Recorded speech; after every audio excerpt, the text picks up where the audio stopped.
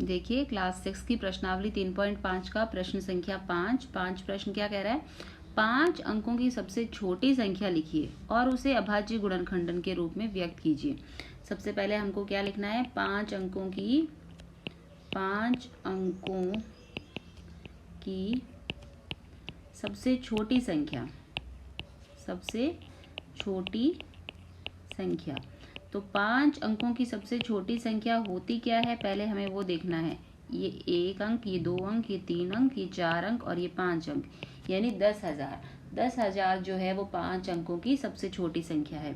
अब हमें क्या लिखना है, इस संख्या को हमें इसके अभाज्य गुणनखंडन के रूप में व्यक्त करना है, यानी हमें इसको गुणनखंडित करना है। ठीक है, तो इसको गुणनखंडित कैसे करेंगे, इसको हमने इस प्रकार लिख दिया।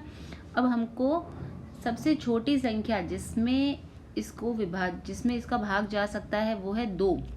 2 सबसे छोटी संख्या है जो 10,000 को पूरी तरह से विभाजित करती है। तो 2 का भाग देते हैं 10,000 में, कितनी बार जाएगा, देखिए 2 पंजे 10 और ये 3 0 ऐसे कैसे उतर जाएंगे। फिर से 2 का ही भाग जाएगा 5,000 में, 2 दूनी 4 और 1 बच गया, 2 पंजे 10 और 2 0, ये आ गया 2,500। फिर इसमें 2 का ही भाग जाएगा, 2 एकम 2, 2 दूनी 4, 2 पंजे 10 और ये 0। फिर से 2 का हम कुछ नहीं कर रहे हैं, सिर्फ भाग दे रहे हैं। 2 छंग 12, 2 दूनी 4 और 1 बच गया, 2 पंजे 10, 625 आ गया। अब 625 में किस संख्या का भाग जाएगा, 5 का। क्यों, क्योंकि इकाई के अंक पे क्या है, 5 है, तो 5 का भाग जाएगा। 5 एकम 5, 5 दूनी 10, 2 और 5 पंजे 25।